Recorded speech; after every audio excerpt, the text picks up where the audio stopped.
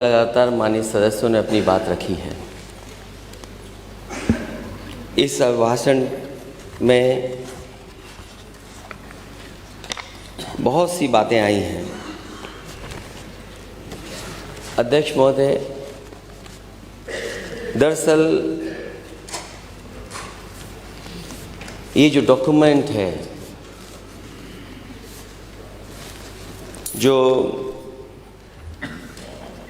माननीय गवर्नर महोदया ने यहाँ पे रखा है, एक सरकारी डॉक्यूमेंट है और कॉन्स्टिट्यूशनल बाउंडेशन है कि जो सरकार लिख कर के देगी वही उन्हें पढ़ना पड़ेगा। सरकार ने अपनी बहुत सी बातें इसमें रखवाई हैं जो सच्चाई से दूर हैं। ये जितना सच का डॉक्यूमेंट होना चाहिए था सच्चाई के साथ, उतना नहीं दिखता है। जो सरकार लगातार $1 ट्रिलियन की अर्थव्यवस्था की बात कर रही हो और अभी तक 1 बिलियन असत्य बातें कहने के बाद भी $1 ट्रिलियन की इकॉनमी तक नहीं पहुंच पाए। अध्यक्ष महोदय, लोकराज लोक लाज से चलता है। मैं इस अभिभाषण के आखिरी में जिन बातों को लिख करके कहा गया है कि ये उत्तर प्रदेश किस किस में नंबर 1 है,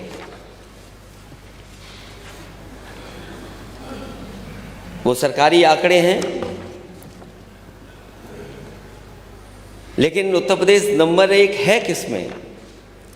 अध्यक्ष महोदय, सबसे अधिक संख्या में कार्यवाहक डीजीपी बनाने में उत्तर प्रदेश नंबर 1 है। अध्यक्ष महोदय, यहाँ बहुत सारे माननीय सदस्यों ने समस्या उठाई है, छुट्टा पशुओं की वजह से होने वाली दुर्घटना में उत्तर प्रदेश नंबर 1 है। झूठे प्रचार पर खर्च करने में उत्तर प्रदेश नंबर 1 है। अपने लोगों के मुकदमे हटाने में नंबर 1, रोजगारों पर लाठी चलवाने में नंबर 1, महिलाओं के खिलाफ अपराधियों को बचाने में नंबर 1, खड़ी फसल की अन्ना पशुओं द्वारा बर्बादी में उत्तर प्रदेश नंबर 1, दलित पिछड़ों के उत्पीड़न में नंबर 1, गरीबों का हक मारने में नंबर 1, लगी लगाई नौकरी छीनने में नंबर 1, अपनों को पिछले दरवाजे से नियुक्ति देने में नंबर 1, भूमाफियाओं को सत्ता का संरक्षण देने में नंबर 1, नंबर 1 केंद्र और राज्य की टकराहट में, जनता को गुमराह करने में नंबर 1 और पीडीए को प्रताड़ित करने में भी ये सरकार नंबर 1 है। जब इस अभिभाषण को मैं पढ़ रहा था और मैंने जब यहाँ सुना था तो मुझे लगा कि सरकार इतनी रफ्तार से विकास कर रही है, हम लोगों को क्यों दिखाई नहीं दे रहा है? उस डॉक्यूमेंट में लिखा है कि एक दिन में 2 पुल बनते हैं,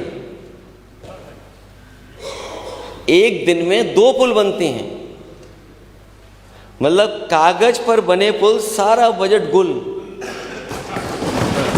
एक दिन में 2 पुल। हमारे माननीय सदस्य बैठे हैं, अगर इस डॉक्यूमेंट में ना हो तो बता दीजिए आप। इस डॉक्यूमेंट में है, हाँ सत्य है, औसत में है। मैं अध्यक्ष महोदय, जो इस किताब में लिखा है, जो इस डॉक्यूमेंट में लिखा है, वही बात मैं कह रहा हूँ। हमारी सबसे बड़ी मददगार अर्थव्यवस्था के लिए कोई है तो हमारी खेती है। हमारा किसान है, और किसान के बिना हमारी अर्थव्यवस्था वहाँ नहीं पहुँच सकती है जहाँ हम पहुँचाना चाहते हैं। हमारा किसान खुशहाल होगा तो हमारा प्रदेश और देश भी खुशहाल होगा। और ये बात मैं आज पहली बार नहीं कह रहा हूँ अध्यक्ष महोदय, जितनी भी सरकारें आई हैं उन्होंने समय समय पर, और जितने भी हमारे पुराने नेता रहे हैं समय समय पर उन्होंने यही कहा, और दुनिया ने उदाहरण ये दिए हैं कि जिस समय हमारी अर्थव्यवस्था को आगे ले जाना है तो हमारे किसान की अर्थव्यवस्था को भी आगे ले जाना पड़ेगा। लेकिन आज जब हम देखते हैं पीछे मुड़ करके, डबल इंजन की सरकार में किसान को कितनी राहत मिली है, किसान कितना खुशहाल हुआ है। और मैं तो ये कहना चाहता हूँ कि सपा ही हमेशा किसानों की पार्टी रही है और किसानों की सच्ची आवाज़ बनकर के हमेशा उठाई है। भारतीय जनता पार्टी ने किसानों के साथ धोखा किया है, लागत बढ़ा दी जो कभी नहीं हुआ, बोरे की चोरी वो हो गई। और अध्यक्ष महोदय, मैंने कई बार कहा ये बोरी की चोरी, एक बहुत पुराना बिस्किट का पैकेट और बिस्किट आता था, उससे कहीं भारतीय जनता पार्टी सीख रही है। उस कंपनी ने कभी अपना मुनाफा कम नहीं होने दिया। आज भी पैकेट मिलता है, पहले उतने ही पैसे में इतना मिलता था, आज वो उसी पैसे में इतना हो गया है। पहले 5 किलो बोरी से गायब था, अब 5 किलो और गायब हो गया।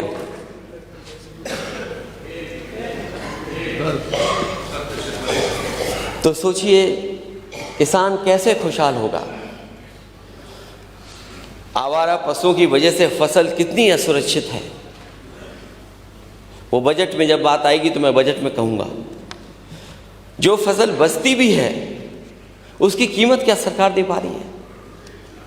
और सरकार बताए कि अगर एक मंडी बनाई हो कहीं पर, पूरे उत्तर प्रदेश में इस डबल इंजन की सरकार ने अगर एक मंडी कहीं नई बनाई हो तो सरकार बताए। और मुझे याद है कोविड के समय पर ये बात रखी गई थी कि बहुत बड़े पैमाने पर एग्रीकल्चर इंफ्रास्ट्रक्चर के लिए 1 लाख करोड़ रुपए मिलने जा रहा है। अगर एग्रीकल्चर इंफ्रास्ट्रक्चर के लिए आपको पैसा मिला है तो वो पैसा कहाँ चला गया? और अगर पैसा मिला था और पैसा लगा होता तो हमारे किसानों की आय दोगुनी क्यों नहीं हुई? फसल बीमा के नाम पर लूट जारी है अभी तक। किसान अपना खेती करे या आंदोलन करे, और ये पहली सरकार है जहां पर किसान अपने हक और अपनी कानूनी मदद के लिए जब खड़ा हुआ और काले कानून को हटाने के लिए खड़ा हुआ तो लगभग 1000 किसानों की जान चली गई।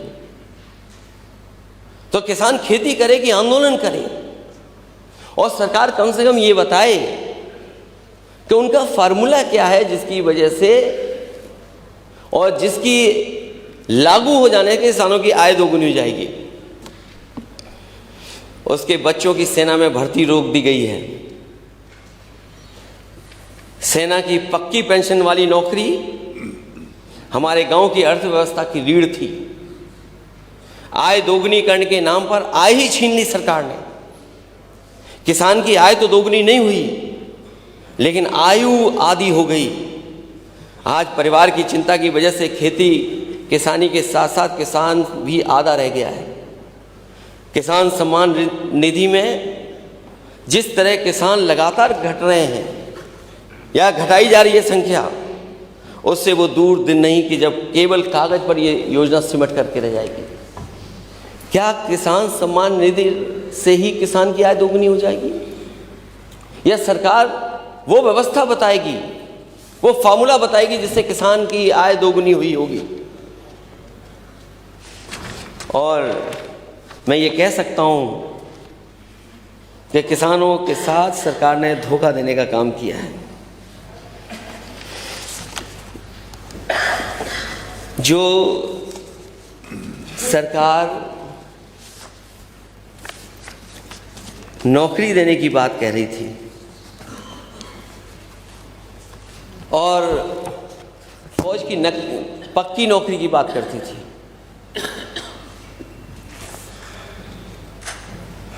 अग्निवीर जैसी व्यवस्था लागू करने का काम किया। और सबसे बड़ा धोखा अगर किसी के साथ हुआ है तो वो उत्तर प्रदेश के साथ हुआ, क्योंकि उत्तर प्रदेश का नौजवान सबसे ज़्यादा फौज में भर्ती के लिए जाता था। और सरकार ये बताए कि साल में 70,000 सैनिकों की स्थायी भर्ती होती थी। ये डॉक्यूमेंट मेरा नहीं है, ये सरकारी डॉक्यूमेंट है। 70,000 सैनिकों की स्थायी भर्ती होती थी और जिसमें 80% से अधिक पिछड़े, दलित और आदिवासी समाज के युवा सेना में भर्ती होते थे। सैनिकों को अच्छा वेतन, मेडिकल सुविधा, पेंशन सुविधा मिलती थी। सैनिकों के परिवार और परिजनों के जीवन में खुशहाली और समृद्धि रहा करती थी। ये जानबूझ करके सरकार ने इसलिए किया है जिससे पीडीए के लोग और पीडीए के लोगों के घर में खुशहाली ना आ जाए।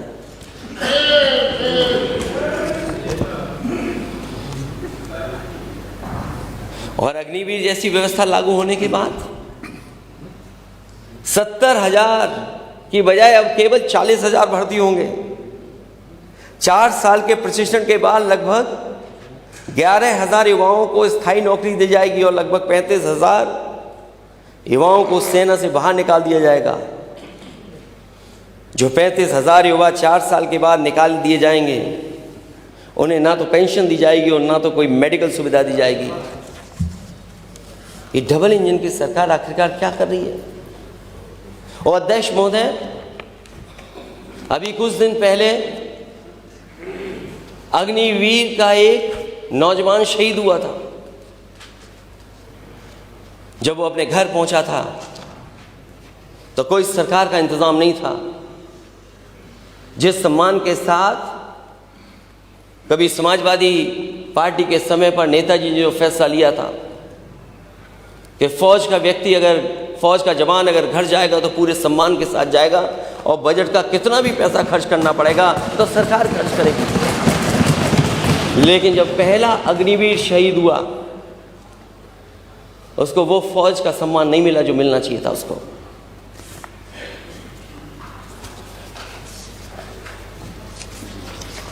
और जो लोग नौकरी की बात कह रहे थे, क्योंकि जब यही नौकरी छीन ली गई, वो इसलिए छीनी गई कि उनका परिवार खुशहाली के रास्ते से रोका जा सके। जो मैं घटना बताना चाहता हूं सर अध्यक्ष महोदय, हाल ही में अभी कानपुर में एक शहीद हुआ था। जब वो शहीद परिवार के बीच में आया तो फौज के बड़े अधिकारियों ने कहा कि इस ताबूत को खोलिएगा नहीं, कॉफिन को खोलिएगा नहीं।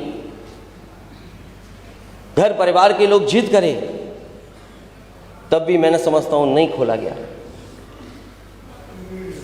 वहां कोई सरकार का बड़ा व्यक्ति नहीं पहुंचा, सम्मान के लिए कोई बड़ा नहीं पहुंचा। और जो सीमा पर जहां पर गलती हुई थी सेना से के माध्यम से, उन परिवार के लोगों से मिलने के लिए एयर चीफ मार्शल बड़े बड़े लोग पहुंचे। वहां तो बड़े लोग जा रहे हैं, लेकिन यहां उत्तर प्रदेश का अगर कोई शहीद हो गया तो उसके घर परिवार से मिलने कोई नहीं जा रहा।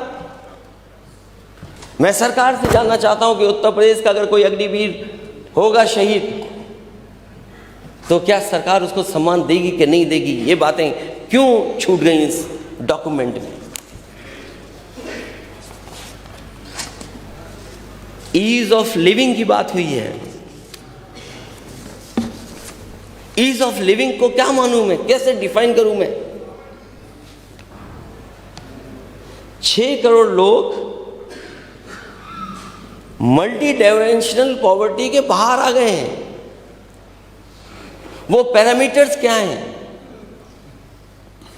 जिन पैरामीटर्स पे, और जब जवाब आए अध्यक्ष महोदय, हालांकि जवाब सरकार का कम मिलता है, लेकिन अगर जवाब आए सरकार का तो किस किस ईयर में मल्टी डायमेंशनल पॉवर्टी में बेहतर काम हुआ है, सरकार कम से कम वो बात भी बताए। क्योंकि अध्यक्ष महोदय जो बात कही जाती है उसका सीधा जवाब नहीं मिलता, क्योंकि जवाब से छिपने का काम सरकार करती है। सरकार कहती है कि सबका साथ, सबका विकास, सबका साथ तो सरकार चाहती है, लेकिन सबको बराबर नहीं लाना चाहती है। अध्यक्ष महोदय, बिना सबको साथ लाए सबका विकास संभव नहीं है, और सबको साथ लाने के लिए सामाजिक न्याय की बात करनी पड़ेगी, सामाजिक न्याय के रास्ते पे चलना पड़ेगा, और बिना जाति जनगणना के सामाजिक न्याय संभव नहीं है।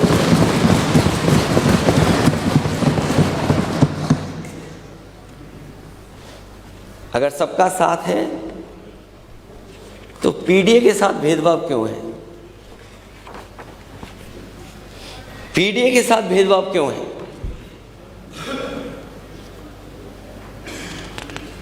जो कह रहे हैं कि ड्रीम डेस्टिनेशन बन गया उत्तर प्रदेश,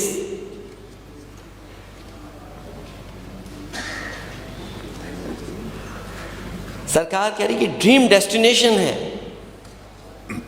कहीं ऐसा तो नहीं ड्रीम डेस्टिनेशन केवल ड्रीम ही है? चुनाव में जा रहे हैं तो ब्रेकिंग सेरेमनी की तारीखें आ रही हैं। अध्यक्ष महोदय, अगर 40 लाख करोड़ के एमओयू हुए हैं तो 40 लाख करोड़ के एमओयू होने के बाद जो कहा जा रहा है इसमें 1 करोड़ लोगों से ज़्यादा लोगों को रोजगार मिलेगा। रोजगार की बात इसलिए हो रही है क्योंकि नौकरी देने में बाबा साहब भीमराव अम्बेडकर जी का दिया हुआ संविधान का पालन करना पड़ेगा, उनके हक की बात होगी। इसलिए सरकार रोजगार की बात कर रही है, नौकरी की बात नहीं कर रही है।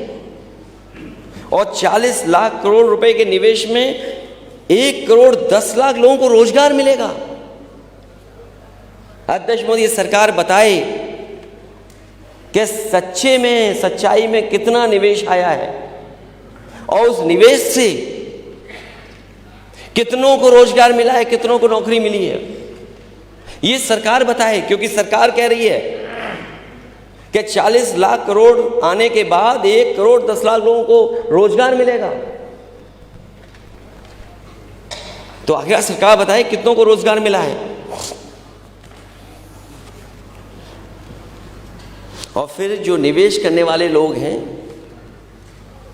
वो दूसरे प्रदेशों में ज़्यादा निवेश कर रहे हैं।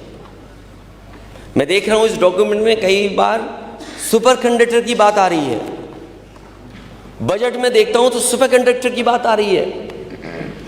अध्यक्ष महोदय, सबसे ज़्यादा लोकसभा के सांसद उत्तर प्रदेश जिताता है और ये बात डिनाई नहीं कर सकती बीजेपी, क्योंकि सबसे ज़्यादा लोकसभा के सांसद यहाँ से जीतते हैं, उसी की वजह से देश में प्रधानमंत्री जी बनते हैं। तो दुनिया की सबसे बड़ी कंपनी उत्तर प्रदेश में क्यों नहीं आ रही है? आपके प्रदेश को छोड़ करके दूसरे प्रदेश में क्यों जा रही है? और जो इन्वेस्टमेंट मीट उन प्रदेशों में हुई है, जो उद्योगपति यहां आए थे वही उद्योगपति वहां थे। उन्होंने कहा कि हमारी प्राथमिकता होगी कि सबसे पहले हम निवेश वहां करेंगे। अगर प्राथमिकता निवेश वहां है तो निवेश यहां कब होगा? जिन लोगों ने दावा किया कि निवेश हम वहां पहले करेंगे, तो आपके निवेश कब होगा? और फिर मैंने सुना कि तमिलनाडु को कहा गया कि एग्जाम्पल है मेक इन इंडिया का जो यहां पर काम हुआ है, अगर तमिलनाडु को कहा जा रहा हो मेक इन इंडिया का एक एग्जाम्पल है, तो ये बात उत्तर प्रदेश के इस डॉक्यूमेंट में अध्यक्ष महोदय क्यों नहीं आई? अगर मेक इन इंडिया है को सहयोग यूपी क्यों नहीं कर रहा है? आप क्यों इंसेंटिव नहीं दे पा रहे उद्योगपतियों को, जिससे कि यहां पर उद्योग और कारखाने लगे? हमारे माननीय सदस्य हाईवे की बात कर रहे हैं। 5वें पेज पे लिखा है Purvanchal expressway, Bundelkhand expressway, 6 expressway संचालित हैं। Gorakhpur link expressway, Ballia expressway एवं गंगा एक्सप्रेसवे। अध्यक्ष महोदय, मैंने कई बार कहा, क्या कारण है कि भारत सरकार उत्तर प्रदेश में एक्सप्रेसवे नहीं दे रही है? और ये बात मैं पहली बार नहीं कहने जा रहा हूं सरकार के सामने। मेरे जितने भाषण हैं उठा करके दे लीजिए। मैंने हर बार कहा कि देश में अगर बन रहा है एक्सप्रेसवे तो भारत सरकार यूपी में क्यों नहीं बना रही?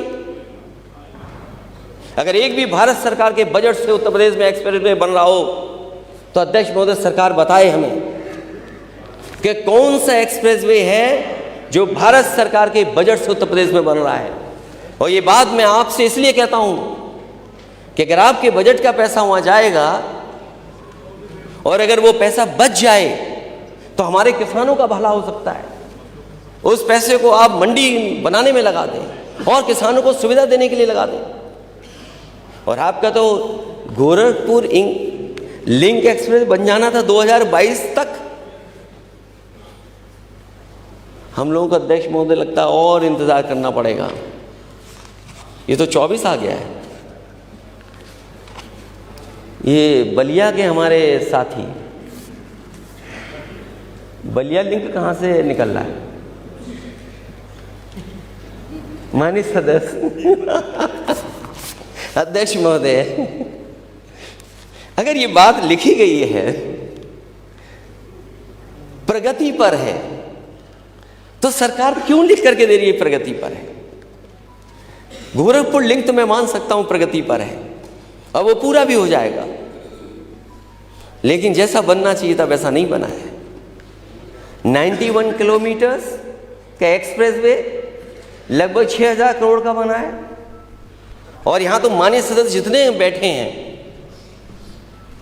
ये नोएडा, ग्रेटर नोएडा से आगरा वाले पे भी चले होंगे, यमुना क्रॉस करने के बाद जो एडीए आगरा डेवलपमेंट अथॉरिटी का बना है वो लिंक में भी चले होंगे, और उसके बाद आगरा लखनऊ पे भी चले होंगे, और उसके बाद पूर्वांचल पे भी हमारे कई माननीय सदस्य चले होंगे।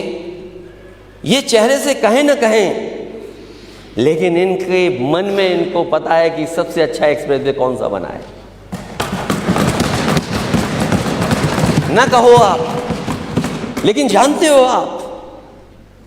और मैं अध्यक्ष महोदय दावा कर सकता हूं कि दुनिया के जो बेहतरीन एक्सप्रेसवे हैं उसके बराबर कोई एक्सप्रेसवे बनाए तो आगरा लखनऊ एक्सप्रेसवे बना है जो समाजवादियों ने बनाया। ये बात मैं बार बार बोलता हूं।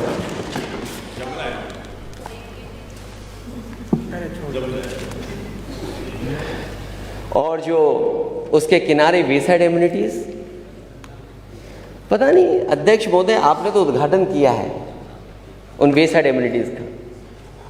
अध्यक्ष जी आप ही पे भरोसा है मुझे लगता है, क्योंकि आपने उद्घाटन किया है, तो आप अपने पद का इस्तेमाल करते हुए कम से कम पूर्वांचल में भी वैसे ही वेसाइड एम्यूनिटी बनवा दीजिए जैसे आपने उद्घाटन किया है। और फिर लिंक रोड प्रगति पर है, मुझे नहीं पता कोई एक्सप्रेसवे हवा में भी बनता है। जो एयरपोर्ट बन रहे हैं, एयरपोर्ट अगर बने हैं तो क्या मुआवजा उनको मिलना चाहिए कि नहीं मिलना चाहिए? उनको जो मुआवजा ज़मीन लेने के लिए जो काम होने चाहिए उसके लिए सरकार मदद या जिस तरीके का उनको देना चाहिए वो नहीं दे पा रही है सरकार। पूरे उत्तर प्रदेश में कई जगह जहां सरकार ज़मीन लेना चाहती है वहाँ मार्केट वैल्यू से नहीं दे रही है पैसा, मार्केट वैल्यू का पैसा नहीं दे रही है सरकार। और चाहे वो फैजाबाद हो, अयोध्या हो या चित्रकूट हो, जहाँ पर सरकार को सर्किट रेट से पैसा देना चाहिए, कहीं भी सर्किट रेट से पैसा सरकार नहीं दे रही है और सर्किट रेट बढ़ा करके नहीं दे रही है। मुझे याद है जब उत्तर प्रदेश में जो कोई भी विकास के लिए समाजवादी सरकार में लिया गया था, जो भी प्रोजेक्ट के लिए ज़मीन, उसमें 4 गुनी मुआवजा देने का काम समाजवादी सरकार में हुआ था। अगर कोई प्रोजेक्ट बन रहा है आपका, तो उसमें ज़मीन को लेकर के आप मुआवजा क्यों नहीं दे रहे हैं उनको? जो मुआवजा उनको मिलना चाहिए किसानों को नहीं दे रहे हैं। अभी माननीय सदस्य बता रहे हैं कि चित्रकूट में डिफेंस का कॉरिडोर बनने जा रहा है, लेकिन कॉरिडोर के लिए जो ज़मीन ली जा रही है वो पुराने रेट पे ली जा रही है। मैं जानना चाहता हूं सरकार से कि आखिरकार सरकार को क्या फर्क पड़ता है, खजाना किसान के ऊपर चला जाए तो सरकार क्यों नहीं दे रही है उनको मुआवजा? और मुआवजा कब का दे रहे हैं, कब का मुआवजा दे रहे हैं? जाने कब का मुआवजा मिल रहा है। 500 हेक्टेयर जमीन लेना चाहते हैं आप, किसानों की 500 हेक्टेयर जमीन लेना चाहते हैं आप, और मुआवजा क्या दे रहे हैं आप? क्या सर्किट रेट बढ़ा करके मुआवजा नहीं मिलना चाहिए? ये चित्रकूट की मामला है। और अभी तो बजट में सरकार ने कहा है कि वो बजट में मैं चर्चा करूंगा कि लखनऊ में दिल्ली की तरह लखनऊ में भी एक एयरपोर्ट के पास एरिया डेवलप होगा जिसमें 5 स्टार से लेकर के न जाने क्या क्या चीज़ें बनेंगी।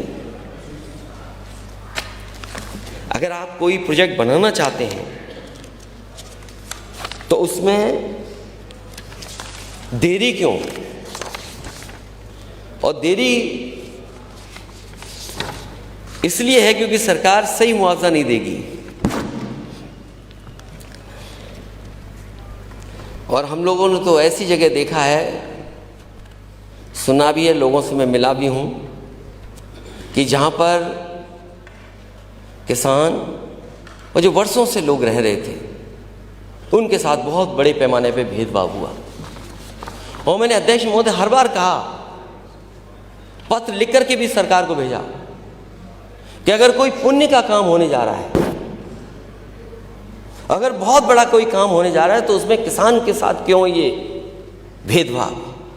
जो वर्षों से लोग रह रहे हैं उनके साथ ये धोखा क्यों? सुप्रीम कोर्ट का फैसला आने के बाद अयोध्या राम पथ के निर्माण में नया घाट के सादतगंज तक मुआवजे के नाम पर अधिकारियों ने भारी लूट की। व्यापारियों और आम जन का शोषण हुआ। मैं जानता हूं वहां पर बहुत सारे प्रतिष्ठित लोग मुझसे मिले थे आकर के, और सरियों में खड़े होकर के उन्होंने अपने जनेऊ की कसम खा करके कहा था कि हम वोट नहीं देंगे बीजेपी को। एयरपोर्ट के निर्माण में किसानों की जमीन को सही मुआवजा नहीं दिया गया। मांझा बरेटा, मांझा जमथरा में किसान परेशान है, 3-4 पीढ़ियों से रह रहे हैं लोग, उनकी जमीन का मुआवजा नहीं दे रही सरकार। 14 कोसी पंचकोसी मार्ग में चौड़ीकरण में जिन लोगों का मकान जमीन पर, जिन लोगों का मकान और जमीन जा रही है, उनको मुआवजा सरकार नहीं दे रही है।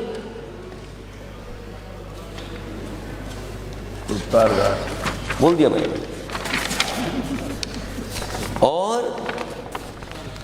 अयोध्या से ज्यादा जमीनों का गोरख धंधा कहीं नहीं हुआ। सत्ता के संरक्षण में रजिस्ट्रियों में अनियमितताएं हुई। कितने घंटे में कितना बदल गया,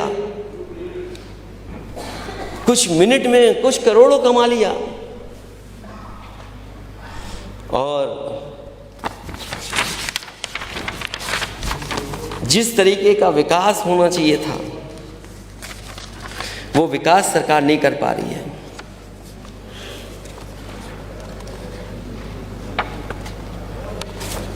सरकार कह रही जाने कितने अंतर्राष्ट्रीय एयरपोर्ट बना दिए हैं। अच्छी बात है। आजमगढ़ का सरकार कहेगी शुरू करने जा रहे हैं, मुरादाबाद का कहेंगे शुरू करने जा रहे हैं, चित्रकूट का शुरू करने जा रहे हैं। ये तीनों समाजवादियों के बनवाए हुए हैं। कुशीनगर भी समाजवादियों का बनवाया हुआ है। मुझे उम्मीद है कि आपके जो नई पॉलिसी बनाई है आपने सेमीकंडक्टर की, उससे दुनिया की सबसे बड़ी कंपनी किसी और प्रदेश में नहीं जाएगी, उत्तर प्रदेश में ही आएगी। क्योंकि उत्तर प्रदेश में आने का मतलब है हमारे तमाम उत्तर प्रदेश के नौजवान जो पढ़े लिखे हैं, जो अच्छी डिग्री हासिल है, जिनके हाथ में अच्छी डिग्री है, उन्हें नौकरी करने कहीं और नहीं जाना पड़ेगा, रोजगार के लिए कहीं और नहीं जाना पड़ेगा। वो अपने घर परिवार के बीच में रह करके नौकरी और रोजगार कर पाएंगे।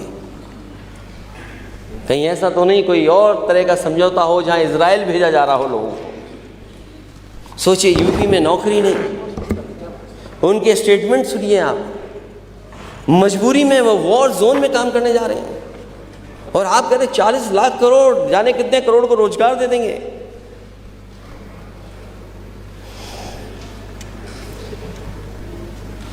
तो आखिरकार रोजगार है कहाँ? अगर रोजगार होते तो लोगों को यहीं रह करके काम करना पड़ता, यहीं पर काम मिल जाता।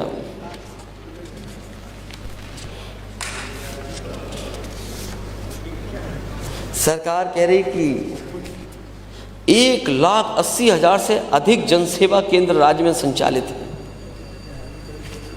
अगर इतने जनसेवा केंद्र संचालित हैं तो अपने मामूली विवाद में जमीन को लेकर के किसी को मेरठ में आत्मदाह क्यों करना पड़ रहा है? बाराबंकी में तहसील के ऑफिस में क्यों आत्मदाह करना पड़ रहा है? अगर इतने केंद्र खुले हैं, 1,80,000 जनसेवा केंद्र,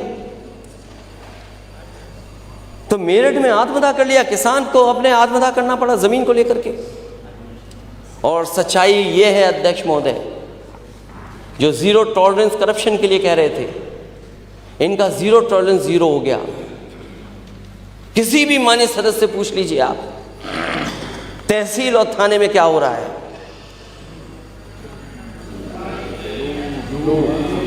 इतना करप्शन, इतनी लूट कभी नहीं हुई कि जितनी हो रही है इस समय।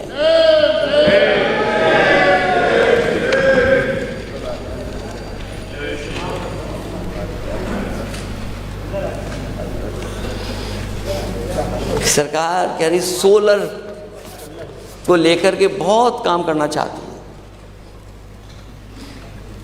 विद्युत उत्पादन में वो बातें मैं रिपीट नहीं करूंगा जो बातें मैं पहले कह चुका हूं कि अभी तक इस सरकार ने कोई भी थर्मल प्लांट नहीं लगाया है।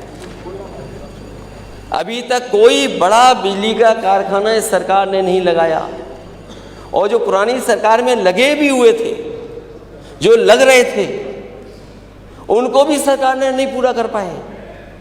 और जो बिजली आ भी रही है, जो आप आंकड़े में दिखाते हैं,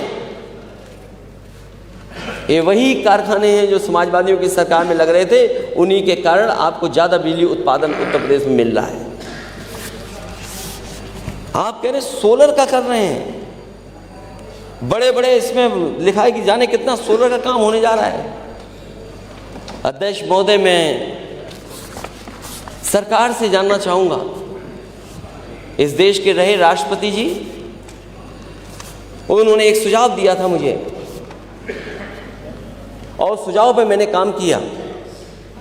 जब मेरी उनसे बातचीत हुई, जब उन्होंने प्रेजेंटेशन किया था, उन्होंने कहा कि अगर इस तरह की व्यवस्था आप लागू कर देंगे तो मैं उद्घाटन करने आऊँगा।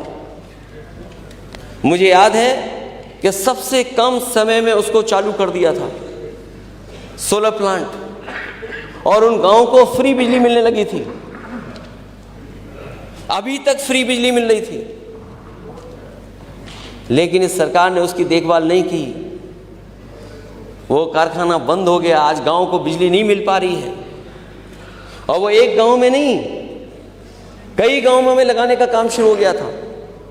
रायबरेली में भी लगा था, उन्नाव में भी इसी तरह काम शुरू हुआ था। तो जो सरकार देश के राष्ट्रपति के माध्यम से उद्घाटन किया, उनके सुझाव पर सोलर प्लांट लगा हुआ, बहुत छोटा 250 में किलोवाट का, अगर वो नहीं चला सकती सरकार, तो इसमें जो सपने दिखा रहे हैं, बड़े बड़े सपने दिखा रहे हैं, वो कब पूरा होगा। और सोलन में जो काम समाजवादी सरकार में हुआ था, वही सरकार के पास उदाहरण है। ये जो एक्सप्रेस वे है, इसमें जितनी भी लाइटें जल रही हैं, अध्यक्ष महोदय, वो सोलर के माध्यम से ही जल रही हैं।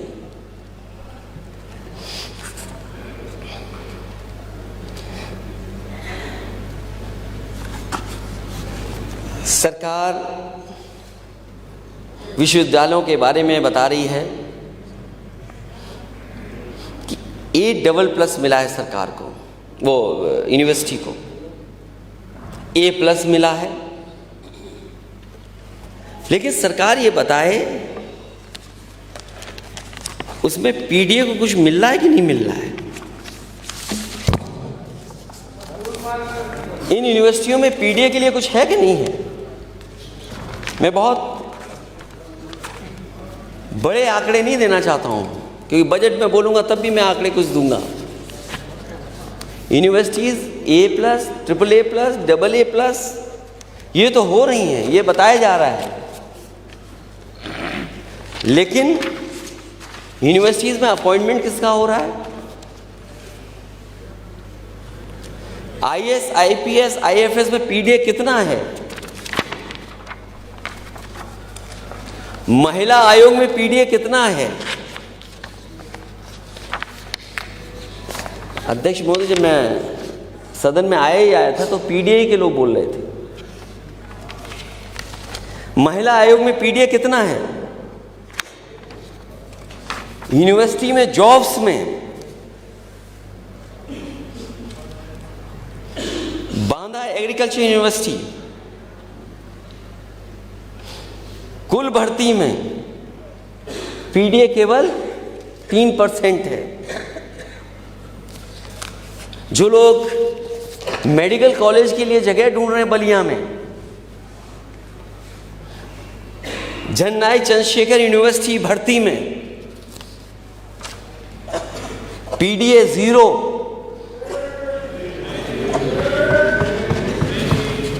PDA 0।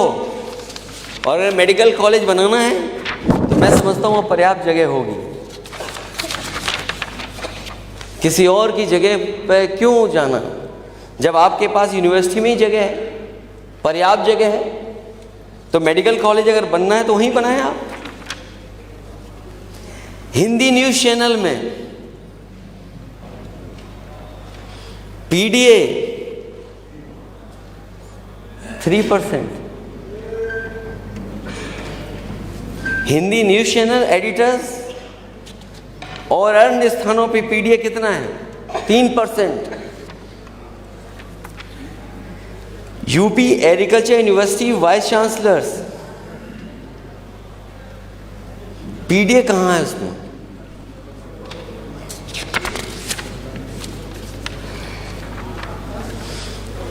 फिर PDA जाएगा कहाँ, फिर PDA कहाँ जाए।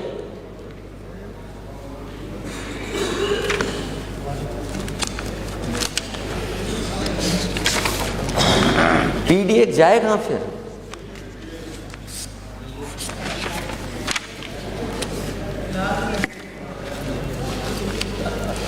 मैं जानता हूं PDA पे नहीं बोलेंगे आप,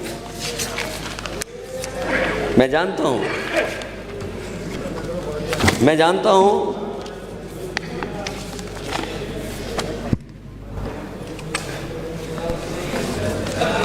पीडीए पे नहीं बोलेगा कोई। ये A+, इसका कोई मायने नहीं है अगर पीडीए वहां पर नहीं है तो। राजकीय आईआईटी या आईआईटी की बात तो क्या मैं बोलूं। अध्यक्ष महोदय, यूपी में जब से बीजेपी की सरकार आई है, डबल इंजन की सरकार आई है, एक सैनिक स्कूल बना है। कोई नया आईआईटी नहीं आया, कोई नया आईआईएम नहीं आया, कोई नया एम्स नहीं आया। जो आए हैं पुरानी सरकार के हैं, या ज़मीन दी गई थी या उनको आगे बढ़ाने का काम किया था। इधर कौन सी नई व्यवस्था आई है? कोई आईआईएम आया हो तो बता दें, कोई आईआईटी आया हो नया तो बता दें। कहा जाता था कि निफ्ट आएगा यूपी में, निफ्ट बनेगा। यूपी में और जगह क्यों नहीं आया निफ्ट? और मुझे याद है जब कांग्रेस की सरकार थी, वो एक सैनिक स्कूल बनाना चाहते थे। मैंने उस समय वहाँ के मंत्री जी से कहा कि एक सैनिक स्कूल नहीं बनेगा, यूपी में और भी सैनिक स्कूल बनेंगे। जो एक देना चाहते थे उन्होंने 3 सैनिक स्कूल दिए थे। आखिरकार डबल इंजन सरकार को क्या हो गया है?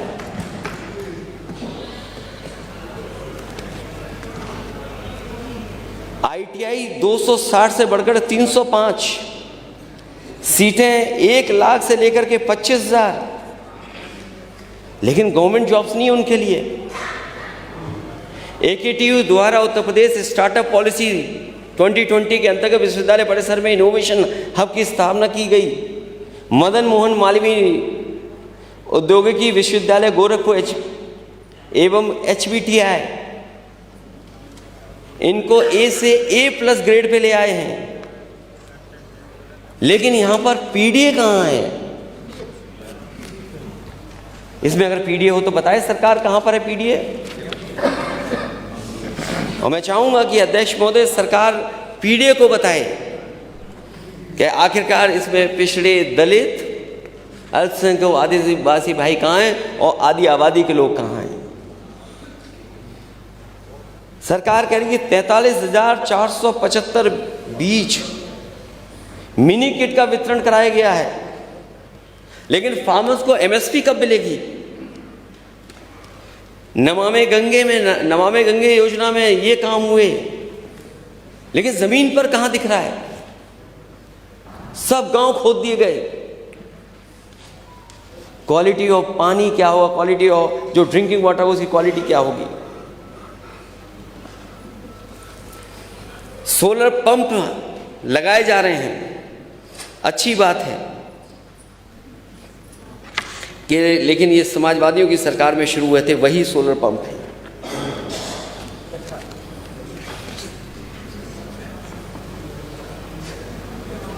जो लोग कह रहे हैं कि उत्पादन बढ़ा है, लेकिन प्रोक्योरमेंट कितना हुआ है?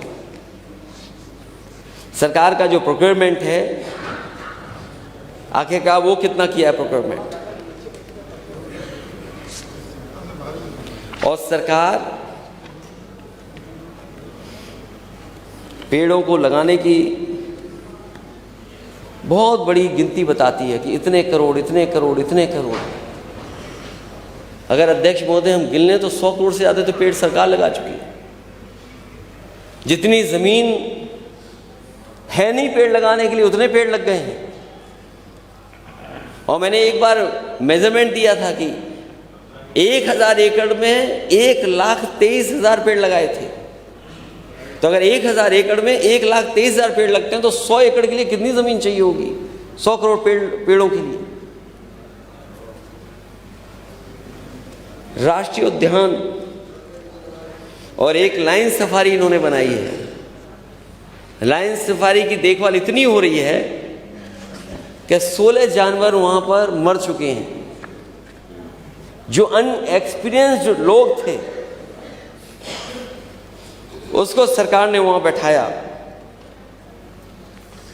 और उसके परिणाम ये हुए कि वहाँ पर बड़ी संख्या में जानवरों की जान गई है। एसेटिक लाइन्स जिनकी सेवा कर करके और व्यवस्थित कर करके उत्तर प्रदेश में पहली बार हुआ ये काम। एसेटिक लाइन्स लाए गए, उस तक की देखभाल ये सरकार नहीं कर पा रही है। किंग जॉर्ज चिकित्सा विश्वविद्यालय लखनऊ नैक A+, लेकिन वहां पीडीए के साथ क्या हो रहा है? क्या हो रहा है उसके साथ? कितना भेदभाव है। आप तो कह रहे थे कि मेडिकल यूनिवर्सिटी बना देंगे। अटल बिहारी वाजपेयी जी के नाम पर आपने कहा मेडिकल यूनिवर्सिटी बनेगी। इसी लोक भवन के सामने शिलान्यास हुआ था, आज तक पूरी नहीं हो पाई है। पता नहीं कब बनेगी जाकर के। और वो जगह वहां पर बनी जहां पर कैंसर इंस्टीट्यूट है। मुख्यमंत्री जी प्राइवेट लोगों के कैंसर से इलाज होने वाली मशीनों का उद्घाटन तो करते हैं, लेकिन जो सरकार का सबसे प्रतिष्ठित बना हुआ है कैंसर इंस्टीट्यूट, और कैंसर इंस्टीट्यूट के लिए क्या किया सरकार ने? अगर आप मुख्यमंत्री कोष से लोगों की मदद कर रहे हैं, अगर आप आंकड़े निकलवाएंगे तो सबसे ज्यादा जिस बीमारी में आपने मदद की होगी तो हो सकता वो कैंसर हो। ये रिसर्च इंस्टीट्यूट थी और कैंसर के इलाज के लिए थी। मेदांता जो समाजवादियों की सरकार की वजह से बना, उसमें तो आप मशीन का उद्घाटन करने जा रहे हैं, लेकिन करोड़ों रुपए की जो मशीनें पड़ी हैं आपके सरकारी कैंसर इंस्टीट्यूट में, उसको क्यों बर्बादी के हालात पे छोड़ दिया आपने? वहाँ पर रिसर्च होती, इलाज होता, और जो गरीबों को यहाँ से जाना पड़ता है, कभी दिल्ली कभी मुंबई, उन्हें वहाँ जाना नहीं पड़ता, उनको सस्ते में और इलाज यहीं पर मिल जाता। लेकिन कैंसर इंस्टीट्यूट इतने सालों बाद भी परमानेंट डायरेक्टर नहीं है वहां पर।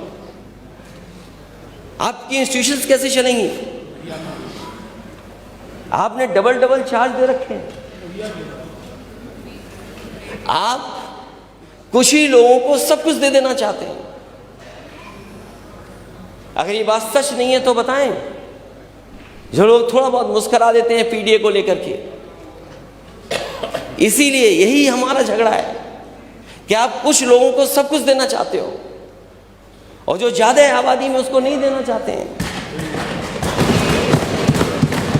अपॉइंटमेंट्स क्या हो रहे हैं? क्या उसमें जो अपॉइंटमेंट्स हो रहे हैं पीडीए के हिसाब से हो रहे हैं कि पीडीए को मिल रहा है कि नहीं मिल रहा उसमें?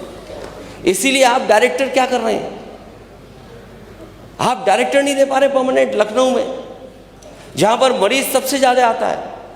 अगर सरकारी अस्पतालों का आप हिसाब किताब लगा लेंगे ओपीडी, तो लाखों लाख लोग उत्तर प्रदेश के लखनऊ आते होंगे इलाज के लिए। और आपकी संस्थाएं कैसी चल रही हैं, वो तस्वीरें हम लोग देखते हैं। वो जब सिफारिश करते हैं तब हम लोग महसूस करते हैं कि अगर आपको अस्पताल में एडमिट करना है तो आपको सिफारिश के बाद भी एडमिट नहीं करा सकते। इन प्रेस्टिजियस इंस्टीट्यूशंस में आप इलाज नहीं करा पाएंगे, क्योंकि जो संसाधन, जो बजट, जो इंतजाम करना चाहिए वो सरकार नहीं कर पा रही। जब इंस्टीट्यूशन को चलाने वाला परमानेंट नहीं होगा तो कैसे इंस्टीट्यूशन में इलाज दिला देंगे आप? और आप कहते हैं कि मेडिकल कॉलेज हर डिस्ट्रिक्ट में खुलेगा। आपका कोई भी मेडिकल कॉलेज नहीं चल पा रहा है मानक के हिसाब से। वो जानबूझ करके परमानेंट अपॉइंटमेंट्स नहीं है, क्योंकि कुछ लोगों को इन्हें खुश रखना है। हमें कोई शिकायत नहीं है कि दूसरे प्रदेश के लोग आए नौकरी करें, लेकिन अध्यक्ष महोदय ये कैसे हो सकता है कि एक ही दो इंस्टीट्यूशन के सब आ जाएं वहां नौकरी करने? जो मेडिकल कॉलेजेस बन रहे हैं, 1 डिस्ट्रिक्ट 1 मेडिकल कॉलेज, क्या उसमें अपॉइंटमेंट्स पूरे हैं? क्या इलाज पूरा मिल रहा है? और जो अब मशीनें बिल्कुल ऑब्सोलीट हो गई हैं, क्या उन पर डॉक्टर्स जो इलाज करना चाहिए वो कर पाएंगे? जो लोग कहते हैं कि जीरो टॉलरेंस है,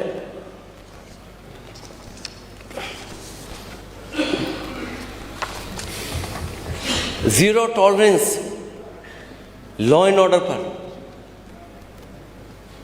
फिर महिलाओं के ऊपर सबसे ज़्यादा अपराध क्यों, सबसे ज़्यादा घटनाएं उनके ऊपर क्यों, देश में सबसे ऊपर उत्तर प्रदेश क्यों?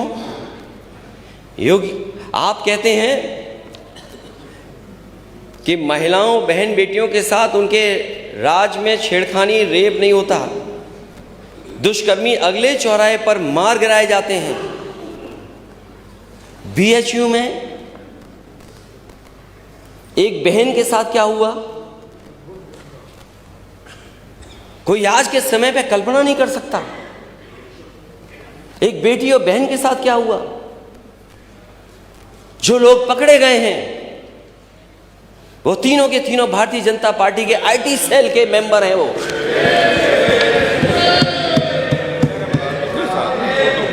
और अध्यक्ष महोदय, कोई आसानी से मुख्यमंत्री जी के साथ फोटो नहीं खिंचवा सकता। तीनों की फोटो हमारे नेता सदन के साथ है। प्रशासन सरकार को पता था, लेकिन क्या किया सरकार ने। और मुझे याद है जब कानपुर में एक मां बेटी के ऊपर बुलडोजर चलाया गया था और आग लग करके मां बेटी जिंदा जल गए थे। पिता और उसका भाई देखता था, बचा नहीं पाया। जब वो न्याय मांगने गया तो उसके कपड़े उतार दिए गए। वहां के अधिकारियों ने कपड़े उतरवाए। ये जीरो टॉलरेंस है सरकार का। और उस समय डिप्टी सीएम क्या कहते हैं, उन्होंने जो ऑनलाइन बात की उससे, शिवम ये घटना बहुत ही दुखी करने वाली है, बहुत ही ज्यादा दुख है। हमें पूरी तरह से तुम्हारे साथ हैं। जब से हमने सुना है कार्रवाई कर रहे हैं, जो आरोपी हैं उन पर एफआईआर दर्ज हो गई, 302 की है। हम कड़ी से कड़ी कार्रवाई करेंगे, किसी को नहीं बख्शेंगे। तुम हमारे परिवार के सदस्य हो, हम तुम्हारे साथ हैं, पूरी सरकार तुम्हारे साथ है। जो तुम्हारी मांगे हैं उन पर गंभीरता पूर्वक काम करेंगे। अध्यक्ष महोदय, जो मांगे उस परिवार ने मांग की थी, क्या सरकार ने पूरी कर दी? क्या आरोपियों पे सख्त से सख्त कार्रवाई हो गई? क्या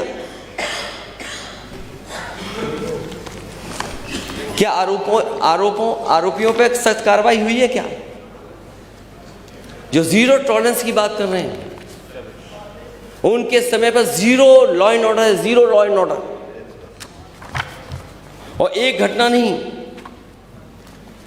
घटनाएं कितनी गिनाई जा सकती हैं। छेड़खानी से तंग आकर 30 छात्राओं ने छोड़ दिया स्कूल। गैंगरेप पीड़िता के बरेली में हत्या। बदायूं में कार्रवाई न होने से हाथ दुष्कर्म पीड़िता ने खुदकुशी की। मैं कितनी घटनाएं बताऊं। खेत गई किशोरी के हाथ बांधकर किया दुष्कर्म। स्कूल में नाबालिग से किया गैंगरेप। नौकरी की तलाश में प्रतापगढ़ पहुंची युवती के साथ गैंगरेप। प्रिंसिपल की अश्लील हरकतें सामने आई तो स्कूल से कटवा लिया नाम। दुष्कर्म पीड़िता ने दी जान, तीसरे दिन शव साथ लेकर थाना घेरने गई। सामूहिक दुष्कर्म पीड़ित महिला की हत्या। युवती को अगवा कर दुष्कर्म किया। छात्रा को बंधक बनाए, तमंचे से बल पर रेप। महिला कांस्टेबल से दरोगा ने किया दुष्कर्म। कितनी घटनाएं मैं बताऊं आपको, न जाने कितनी घटनाएं हैं। और ये सरकार कह रही है कि जीरो टॉलरेंस है। ये सरकार न्यूज कंट्रोल कर रही है। ये सरकार न्यूज कंट्रोल करती है, अपराध कंट्रोल नहीं कर रही है सरकार। और इसी का परिणाम है कि लॉ एंड ऑर्डर, लॉ अलग चल रहा है, ऑर्डर अलग चल रहा है।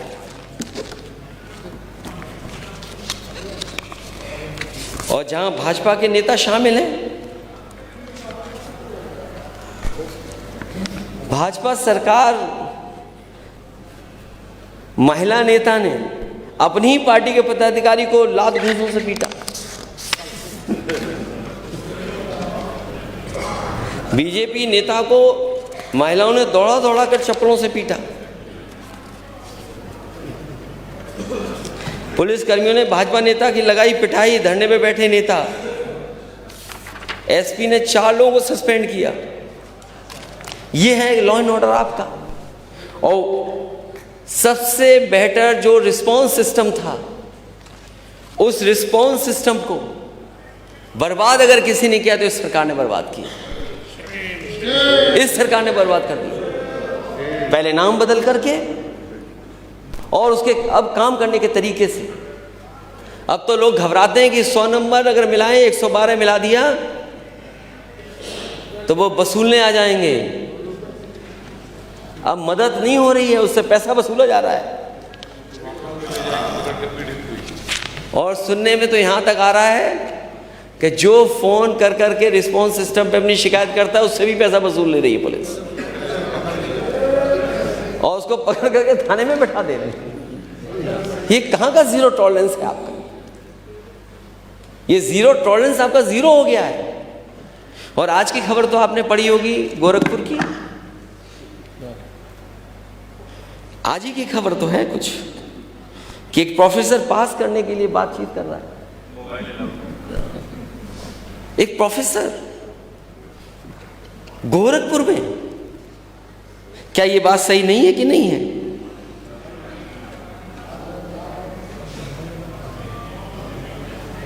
क्या ये बात सही नहीं है कि गोरखपुर में, और केवल एक जगह की बात नहीं है, जो घटना इलाहाबाद में हुई, कपड़े उतार करके बताओ, टीचिंग स्टाफ स्टूडेंट्स के कपड़े उतारेगा।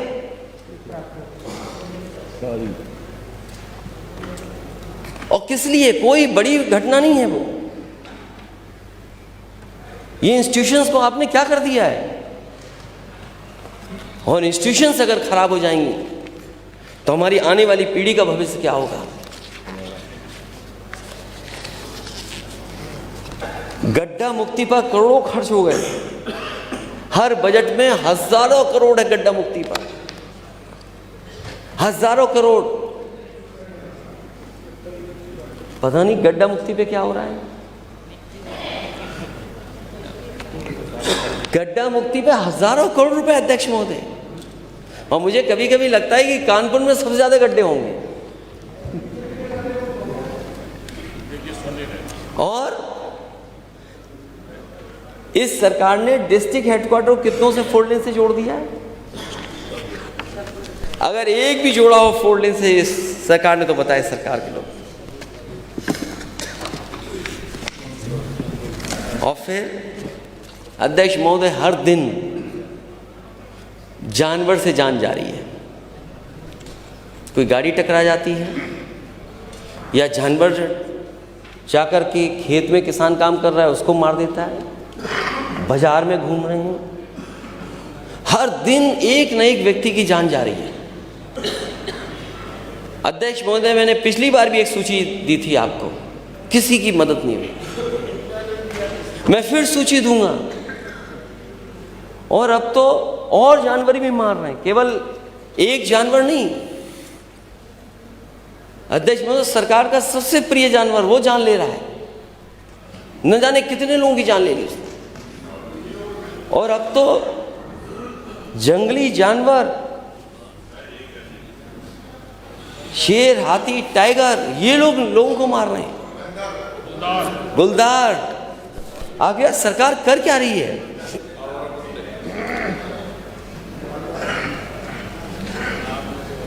ये बड़ी सूची अध्यक्ष महोदय, मैं क्या पढ़ूं, लेकिन मैं आपको टेबल कर रहा हूं मैं, और मैं माननीय सदस्यों से कहूंगा कि उन सुझावों को भी मुझे दे दें जो सुझाव या उनकी जानकारी में है।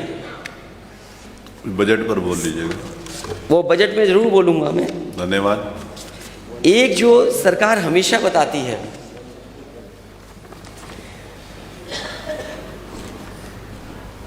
अध्यक्ष महोदय, आप सहमत होंगे कि पूरे भारत में विशेष तौर पर उत्तर प्रदेश में सबसे बड़ी समस्या बेरोजगारी है।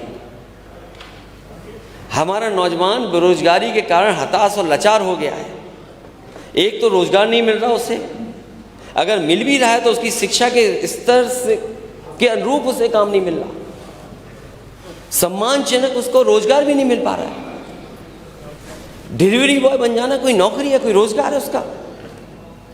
और सरकार हमेशा अनएम्प्लॉयमेंट रेट और एम्प्लॉयमेंट रेट में हमें उलझा के रखती है। आप उलझो नहीं अब कि अनएम्प्लॉयमेंट रेट क्या है, एम्प्लॉयमेंट रेट क्या है। अध्यक्ष महोदय, मुझे उम्मीद है कि जब नेता सदन ये बात कहें तो हम सब माननीय सदस्यों को कम से कम ये बताएं कि अनएम्प्लॉयमेंट रेट क्या है और एम्प्लॉयमेंट रेट क्या है, और सरकार ये आंकड़ा क्यों पेश करती है जिससे सरकार बचना चाहती है। 90% से ज़्यादा पढ़ने लिखने वाला नौजवान यहाँ पर बेरोजगार है। सरकार कहती है कि 1 डिस्ट्रिक्ट 1 प्रोडक्ट इनके एक सबसे बड़ी योजना है, बजट में ले लीजिएगा उसको। और जिसका ये उदाहरण देते हैं कि एक्सपोर्ट में न जाने कितना उससे लाभ हुआ है सरकार को, लेकिन सरकार ये कभी नहीं बताती है कि 1 डिस्ट्रिक्ट 1 प्रोडक्ट, तो जो 1 डिस्ट्रिक्ट में एक प्रोडक्ट के लिए बजट क्या दिया आपने, अभी बताएं आपने आखिरकार बजट क्या दिया है। वो बजट, और ये पहली बार अध्यक्ष महोदय मैं नहीं पूछ रहा हूं, वो बजट हर बार बताएंगे। पूछा मैंने कि बजट क्या दिया है। सरकार बताए कि इत्र के लिए क्या दिया है, 1 डिस्ट्रिक्ट 1 प्रोडक्ट में तो क्या आपने दिया है उसके लिए बजट। ये सहारनपुर लकड़ी की कारीगरी के लिए और वहाँ की हौजरी का कार्य, जो लाखों लाख लोग जुड़े हैं, और केवल एक जिला नहीं, अगर हम बिजनौर का देखें, चाहे वो हमारे कंगी बनाने वाले लोग हों, चाहे हमारे और पीतल का एक्सपोर्ट भी होता है, ऐसे बहुत सारे सरकार ने आइडेंटिफाई किए हैं, हर डिस्ट्रिक्ट का 1 प्रोडक्ट या 2 प्रोडक्ट। तो सरकार बताए कि उस प्रोडक्ट के लिए ये बजट रखा है आपने, जिसकी वजह से ये लाभ मिला है, और फिर आप 1 डिस्ट्रिक्ट 1 प्रोडक्ट को प्रमोट करना चाहते हैं। लेकिन ये छापा क्यों मार रहे हैं जीएसटी वाले, ये जीएसटी वाले छापा क्यों मार रहे हैं। क्या आपने जानबूझ करके उन्हें भेजा है कि छापा मारिए जिससे कारोबार और बंद हो जाए। तो इस पे बजट पर बोल लीजिएगा नेता प्रतिपक्ष, मेरा रिक्वेस्ट। सरकार बहुत चिंतित रहती है ट्रैफिक को लेकर के। आपने कहा कोई शहर नहीं मुझे बचा याद दिला है देना। जिस शहर में जाम न लगता हो। सरकार बताए कि इन शहरों को जाम से बचाने के लिए क्या है। हालांकि अध्यक्ष महोदय, मैं आपका कहना मानूंगा, केवल महंगाई पे बोल करके मैं अपनी बात खत्म करूंगा। Thank you. हालांकि बिंदु और भी हैं, सब पे टैग है मेरा इस बार। उसके बाद फिर बोलेंगे। ये सरकार महंगाई को रोकने के लिए क्या कर रही है। सरकार किसान की आय दोगुनी होनी, नौजवानों को नौकरी रोजगार मिला नहीं, आखिरकार महंगाई के लिए क्या कर रही है सरकार। सरकार उसको नियंत्रित करने का कोई प्रयास कर रही है कि नहीं कर रही है। और जो उत्तर प्रदेश है, जिसकी $1 ट्रिलियन इकोनॉमी का आप सपना दिखा रहे हैं, उसकी प्रति व्यक्ति आय क्या है। आपकी सरकार में प्रति व्यक्ति आय बढ़ी है कि घटी है। और अगर हम 2017 की तुलना करें, जो हमारे केवल खाने पीने के सामान हैं, चावल का दाम कितने % बढ़ गया, ये सरकार बताए 17 से और अभी तक के लिए। गेहूं का दाम किसान को मिले तो ठीक है, लेकिन मुनाफा कोई और ले तो उसमें दाम कितना बढ़ा है। अरहर की दाल, क्या कीमत कम हुई है 2017 से कि बढ़ गई है। सरसों का तेल, और मैं ब्रांडेड की बात नहीं कर रहा हूं। अगर आप ब्रांडेड में की ही बात कर लें तो बताओ 2017 में क्या कीमत थी, आज क्या कीमत है। प्याज का दाम, दूध का दाम, और हर सब्जियां आप उठा लो, लहसुन से लेकर के कोई किसी का दाम ये सरकार बताए। ये तो सब्जियां और अनाज और सब चीजें हो गई। ये सरकार बताए जो नमक का कसम दिला रही थी कि 2017 में नमक की कीमत क्या थी और आज दाम क्या है, ये सरकार बताएगी। स्वास्थ्य सेवाएं तो चौपट हैं ही, किसान की आय दोगुनी हुई नहीं, शिक्षा का स्तर गिरा है, इन्वेस्टमेंट मीट का सपना दिखाया, बड़ा दिखाया, ऊर्जा के क्षेत्र में जो काम होना चाहिए था जिस स्तर पर वो नहीं हुआ। तो जो ये सरकार $1 ट्रिलियन इकोनॉमी का सपना दिखा रही है, बिना पीडीए के हक और सम्मान के ये सपना पूरा नहीं हो सकता। इन्हीं शब्दों के साथ अध्यक्ष महोदय, मैं अपने सभी माननीय सदस्यों का, जो विपक्ष के सदस्यों का धन्यवाद देता हूँ और मुझे उम्मीद है कि इनमें उनके भी सुझावों को शामिल कर लिया जाएगा। बहुत बहुत धन्यवाद। माननीय नेता प्रतिपक्ष के